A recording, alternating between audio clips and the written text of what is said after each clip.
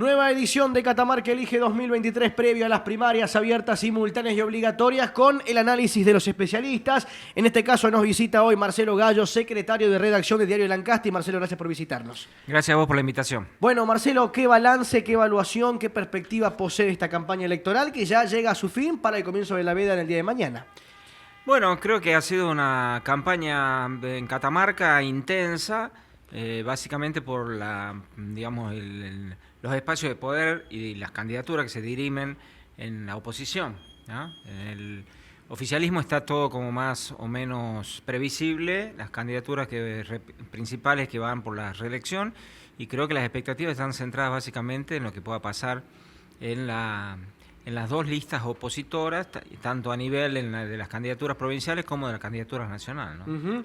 Una campaña del oficialismo tranquila, poco intensa, ¿lo ve de esta manera? Sí, lo que pasa es que no nos olvidemos que estos son pasos que dirimen internas partidarias, por más que después todos vamos a contar los votos y vamos a comparar los votos que tiene el oficialismo, los votos que tiene la sumatoria de los candidatos de la oposición, pero en general yo creo que todo se va a jugar más en las elecciones de octubre. Ahí el oficialismo va a jugar más fuerte, va a saber, también va a tener en claro quién tiene de rival del frente. Insisto, tanto a nivel provincial como nacional, porque también quien sea el candidato nacional, creo que hay, en el ámbito provincial, los dos candidatos a gobernador de la principal oposición tienen perfiles parecidos, no así los precandidatos presidenciales. Entonces no es lo mismo elaborar un discurso y una campaña para confrontar con Bullrich que para confrontar con Rodríguez Larreta. ¿Cree que ha penetrado en la provincia la política nacional? ¿Cree que ha llegado las propuestas de Bullrich y Larreta, por ejemplo, a Catamarca, igual que las de Massa? No sé si han llegado o no, no ha habido muchas propuestas. Últimamente, desde hace mucho tiempo que no se propone demasiado, no se propone cosas concretas, se proponen ideas generales, se trabaja más sobre el desgaste del rival o del adversario que en elaborar ideas propias. Lo que pasa es que lo nacional está muy pendiente porque, bueno, se juega el destino, digamos, del país. Quien gobierne puede modificar o no el panorama nacional y eso influye también en las provincias. No nos olvidemos que Catamarca es una de las pocas provincias que va a poner en juego sus cargos ejecutivos y legislativos en concordancia con las elecciones nacionales, entonces sin duda que hay una incidencia nacional en las elecciones provinciales también, al margen de la adhesión que haya a cada candidato, de si les gusta o no les gusta la propuesta. Bueno, yo recuerdo que cuando asumió Sergio Massa la responsabilidad de ministro de Economía se le ha consultado al gobernador. Catamarca acompaña a las elecciones nacionales. ¿Esto habla de un gesto político, un reconocimiento o cómo lo ve? Sí, bueno, desde hace muchos años que Raúl Jalil tiene un vínculo con Sergio Massa. No nos olvidemos que en el 2013, cuando Massa se candidatea a diputado nacional y confronta con el kirchnerismo y le gana las elecciones de medio término en el 2013, al día siguiente aparece Raúl Jalil en la foto con Sergio Massa, ¿no?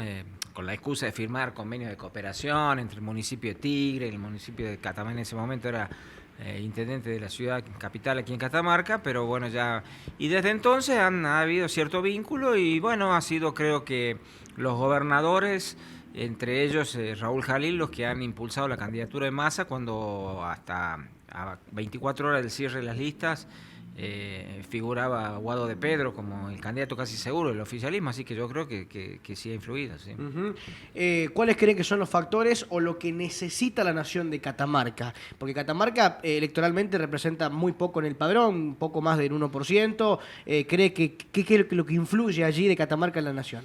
No, bueno, yo creo que lo que ha pasado el gobierno nacional, que está desde el 2019, hay que reconocer que ha puesto mucho dinero en todo el norte argentino, como hacía mucho tiempo que no pasaba.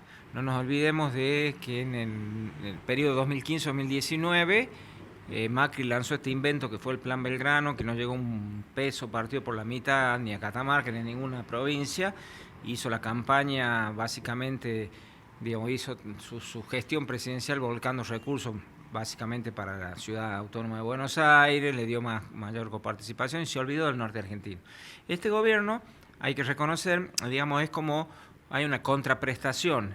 El norte argentino le proveyó de votos en el 2019, fue muy importante para revertir derrotas del Frente de Todos en Ciudad de Buenos Aires, en Córdoba, en Mendoza, por ejemplo, pero el norte argentino la sumatoria de votos fue muy importante. Y eso se vio, hay muchas obras en los últimos años, pese a la crisis económica, que se está dando en Catamarca básicamente, ¿no? En Catamarca hay muchas obras nacionales, no hubo casi obras durante el macrismo, y esto creo que establece una vinculación política y una contraprestación, ¿no? No casualmente Alberto Fernández ha venido un montón de veces acá, y bueno, ya casi pasando inadvertido porque digamos es un presidente en retirada. Pero creo que sí hay una vinculación entre el norte argentino, los gobernadores peronistas y el gobierno nacional. Marcelo, la mayoría de los periodistas que han pasado por acá hablan o pronostican un contundente triunfo del oficialismo por sobre la oposición. ¿Cree que va a ser de esta manera o que van a influir a nivel provincial? ¿O cree que van a haber algunas cuestiones que pueden modificar esto? Insisto que eso se va a ver en octubre. Y acá en las PASO no están compitiendo, digamos, Unión por la Patria contra Juntos por el Cambio. Porque Juntos por el Cambio puede, en la sumatoria de los votos, ganarle al oficialismo y después en octubre el oficialismo ganar. Primero hay que ver cómo resuelve la interna aquí entre Rubén Mansi, básicamente, y Flavio Fama. Después, si la sumatoria de los votos de estos dos candidatos le alcanza para llegar al mismo nivel que los votos de Raúl Jalil, habrá que ver. A mí, de todas maneras, me parece, en principio, no sé si contundente triunfo, pero creo que sí, el oficialismo puede llegar a ganar en octubre. En general, porque es muy difícil que el oficialismo pierda en Catamarca. Hay un solo antecedente en la historia política de Catamarca de los últimos años, sobre todo el retorno a la democracia, en el que el oficialismo perdió en Catamarca, y fue en el 2011. El oficialismo siempre gana, y perdió en el 2011 porque se le ocurrió al Frente Cívico de entonces pelearse con Cristina Fernández de Kirchner, que arrasó con el 53% de los votos, y aquí en Catamarca ha prendido de la candidatura para la reelección presidencial de Cristina Kirchner, fueron todos los demás, el peronismo, y le arrebató después de 20 años el gobierno del Frente Cívico. Para atrás no hay ningún antecedente y para adelante tampoco de un oficialismo perdiendo. Sí puede ser legislativas, pero no en elecciones para cargos ejecutivos. No nos olvidemos que Ramón Saadi, con todo el desgaste que tuvo por el caso María Soledad, las marchas del silencio y todo lo demás, le tuvieron que intervenir en la provincia, dividir el peronismo para que perdiera. Yo no sé si con todo ese desgaste, que bien merecido se lo tenía porque era un gobierno realmente autoritario y acechado por denuncia de corrupción, pero aún así creo que manejando los resortes del Estado, no sé si no ganaba Ramón Saadi en el 91. Entonces siempre es como más fácil que gane el oficialismo. En una ciudad, en una provincia donde el Estado tiene tanta presencia en la actividad económica, actividad política, en la actividad social, que quien maneja los resortes del Estado tiene ya una buena parte de la elección ganada. Panorama distinto a nivel nacional, ¿no? A nivel nacional es diferente, por supuesto, porque el sector privado, bueno, el oficialismo nunca tiene garantizado nada, al contrario, a nivel nacional hay siempre desgaste de las gestiones. De todas maneras, es como mucho más difícil pronosticar ahí también, porque hay que ver también, insisto, quién va a ser el candidato a presidente de la oposición. Un panorama es con Bullrich y otro panorama es con Horacio Larreta. Y ahí habrá que ver quién tiene más chances, pero es como medio prematuro todavía. Bien. Hay que esperar a octubre para tener precisiones respecto de eso. Bien, por último, para finalizar, preguntarle por la imagen de Javier Milei. No, para mí Javier Milei es un personaje nefasto de la política.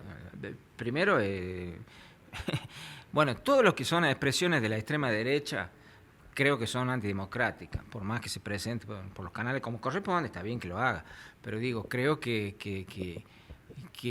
incluso hasta me parece peligroso para la democracia, porque hemos escuchado propuestas absolutamente, primero, inviables. O sea, si Milei, por esa casualidad de la vida, ganase la elección, porque la gente termina prendiéndose un discurso, facilita, por las razones que sea, porque la extrema derecha viene ganando en algunos otros lados, pero son candidatos, digamos, más serios dentro de lo peligroso que siempre la extrema derecha. Si él aplicase en sus primeros meses de gobierno lo que dice que va a hacer no dura 3 meses. Pero no estoy diciendo, no estoy promoviendo ningún desequilibrio institucional. Digo, no es viable cerrar el Banco Central, no es viable la dolarización la economía. Estaremos en márgenes del 80-85% de pobreza en la Argentina porque no se hace así, porque dice cosas, digamos, en aras de reivindicar un valor tan supremo como la libertad, habla de que cada uno es dueño de vender sus órganos, de vender los hijos, de vender unas cuestiones que son absolutamente inviables. Yo me permito hasta dudar de su estabilidad emocional y mental. Lo que pasa es que ha aprendido con un par de discursitos decir la casta política, la gente está muy enojada con la política, como pasó en el 2001, y obviamente entonces prende en un sector de ese, pero en cuanto uno empieza a indagar un poquito se da cuenta que es un personaje realmente muy peligroso. Bien. Marcelo, gracias por este tiempo, ha sido muy amable. Gracias a vos por la invitación, dale. Marcelo Gallo con nosotros.